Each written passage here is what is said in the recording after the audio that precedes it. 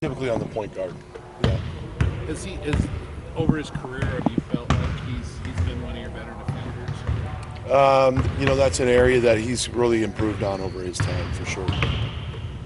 Congratulations on 3 in a row over the Ducks. Looking back on the game, watching the tape, what did you like about your team's performance? I just thought our defensive effort across the board really locked in, played their tails off. I mean, you saw, I think everybody that played dove on the floor at some point. Offensive execution wasn't the best, but it was enough down the stretch to get the win. But just our effort and focus to the defensive plan was huge. With the defense, you keep hearing the players say the energy's there when you guys are playing well. It's not when they're not. Is there more to it than that, though? I don't think so. I think it's the focus. Sometimes, these guys 18 to 22 years old, they kind of lose focus a little bit. I think they carry frustration over from the offensive end, which you always say to your team, you've got to hang your hat on D because there's going to be nights the shots don't go in, and I think this team's finally figured that out. You've been able to beat 3 top 25 teams now this season. How do you keep that success moving into the games this weekend? Yeah, it's a big challenge. We haven't won consecutive games in league. We've had, big wins and not followed it up. So we talked in film yesterday about validating, last Saturday's win this Thursday night. Let's keep the momentum going by, preparing the way we've prepared, but being ready for the 40-minute battle, both mentally and physically. You think Colorado might look at a 1-3-1 defense this week? Oh, gosh. Tad's a great coach. I'm sure they're prepared for everything, yeah. But, we thought, oddly enough, we would play more zone against Oregon, and we really played virtually all man. So, we're always ready to adjust come game time.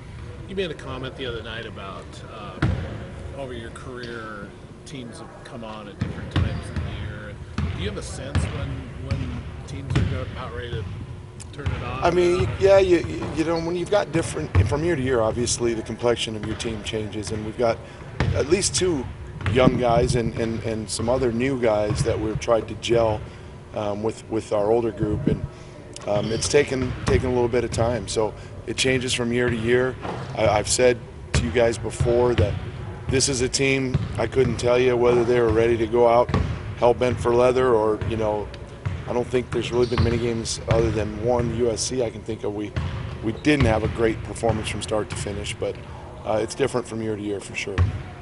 When you talked highly of Ethan's defense on Pritchard the other night, is that kind of something you come to expect from him going forward? We expect that from all of our guys for sure. But yeah, now that obviously that effort I think stands out as his best defensive effort.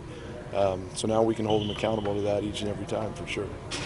What was the biggest takeaway from the first Utah game, Coach, that you hope to turn a little bit? We got off to a good start. We were up. I watched that film. We were up early, I think 15-11. But then we had a couple of defensive breakdowns that led, to a couple of easy shots in zone and in man. And then we let them get out in transition. Turnovers, quick shots. And it kind of just deflated us, especially as the game went on. Offensively, we scored early. We didn't have much of a post presence in the second half. I think those are some of the things that led to it.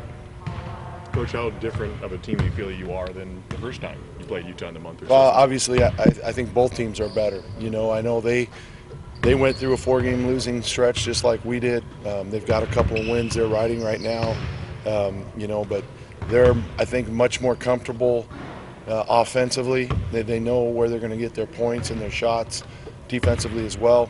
And I feel those same things for us too. What was the atmosphere like for the Civil War in this building in Gillen? What do you hope for Thursday? Oh, it was unbelievable. We weren't sure what to expect because the last time out we had a really good crowd against USC and didn't perform well. But man, Beaver Nation really rallied. It was just electric in here, and you saw our guys feed off of that. So we hope they continue to come out and support because it's obvious that it helps our guys play at a higher level. All right, go Beavs. Thank you.